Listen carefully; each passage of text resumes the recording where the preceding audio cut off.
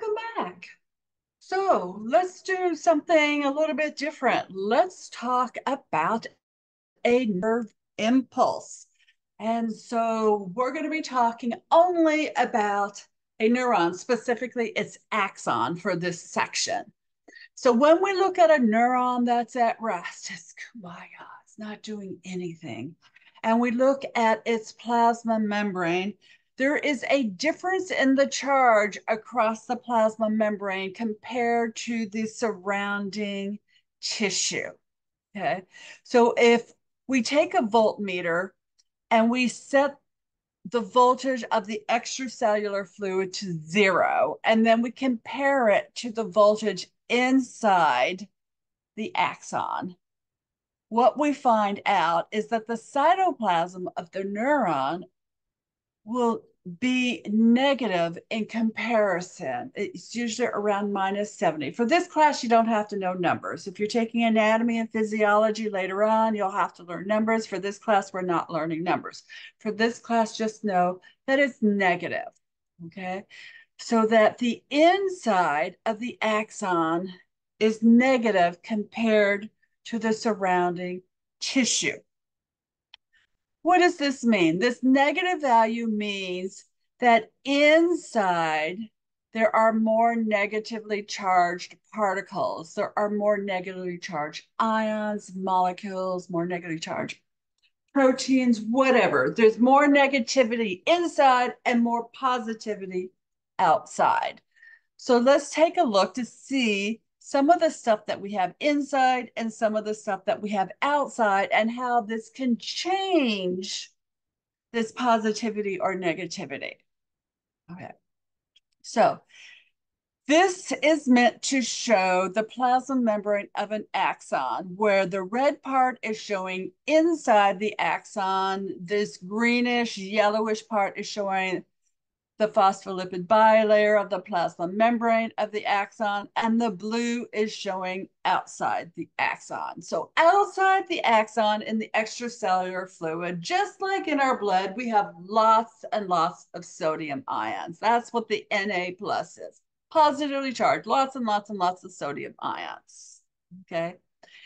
Inside the cytoplasm of the axon, we've got a lot of negatively charged stuff going on, a lot of proteins, and we also have some positively charged ions, specifically potassium.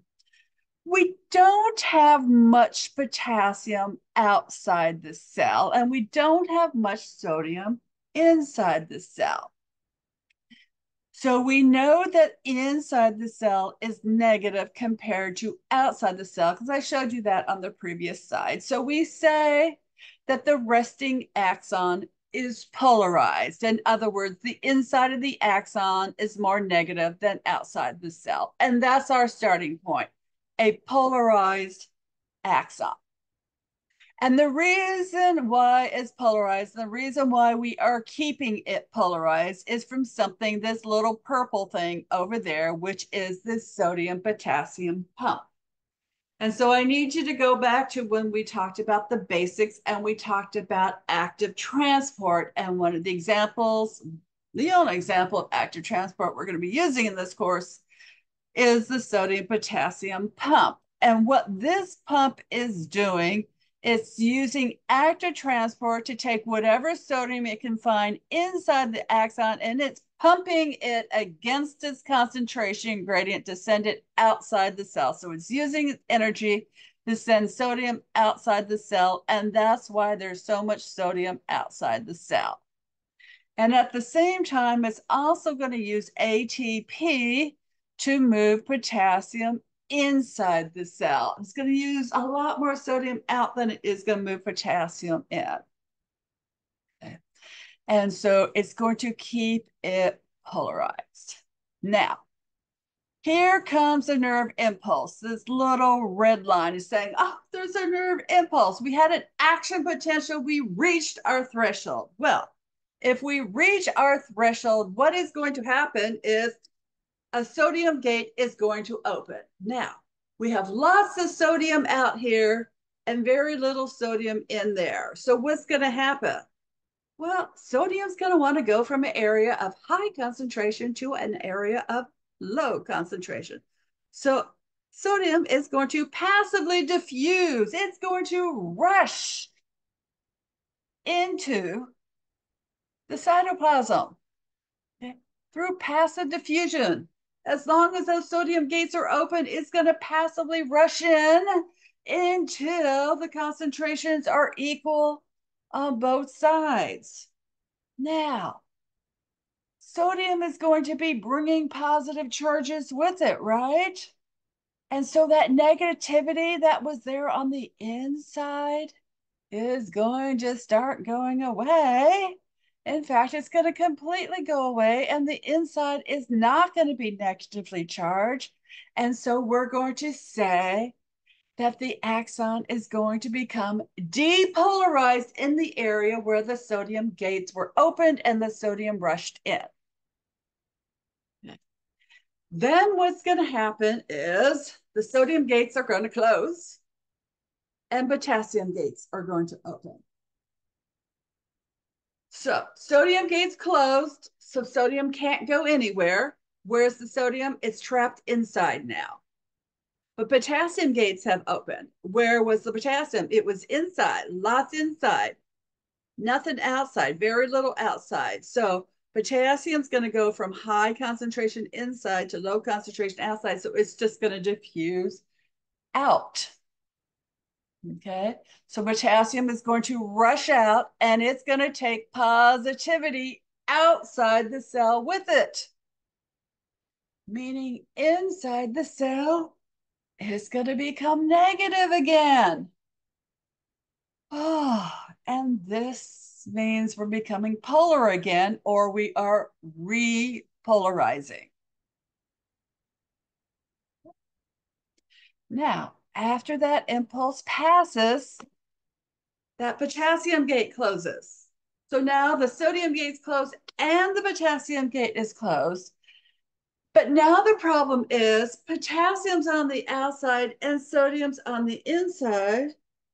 But we wanted sodium on the outside and we wanted potassium on the inside. So the sodium potassium pump has to become active, and it's going to pump sodium out of the axon and pump potassium into the axon. Okay. And this whole process is just going to take milliseconds because that axon is at rest the whole time the sodium potassium pump is going to be active. It's just going to wait for the next nerve impulse to happen. And so this self-propagation continues down the length of the axon. First, depolarization, then repolarization, then sodium potassium pump, and it works its way down.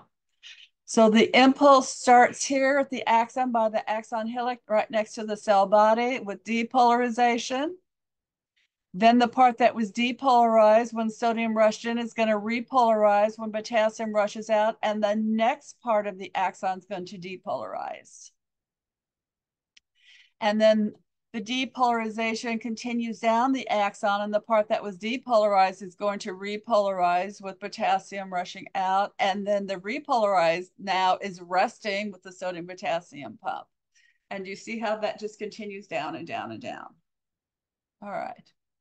So I've got two quick things. The first one pretty much has everything showing you on it. It has the sodium, the potassium, it has the gates there, it has the sodium potassium pump, and I tell you resting state, and be sure to talk polarity.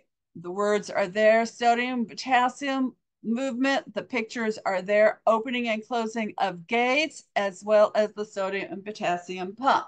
Walk your way through it. If you need to go back, look at the other pictures, look at the other pictures. When you think you have it, then move on to the second one, which has fewer pumps. It's still showing you sodium, potassium, still showing you positive and negatives, but this time you have to come up with the words for polarity yourself, and you have to talk about sodium, potassium pump on your own. So thank you so much for working hard. Make sure you understand this.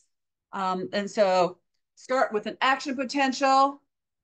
Start with resting state, sodium potassium pump, and then do the sodium pump, sodium gates opening, then closing, potassium gates opening, then closing, end up with sodium potassium pump. Make sure you start polarize, depolarize, and then repolarize.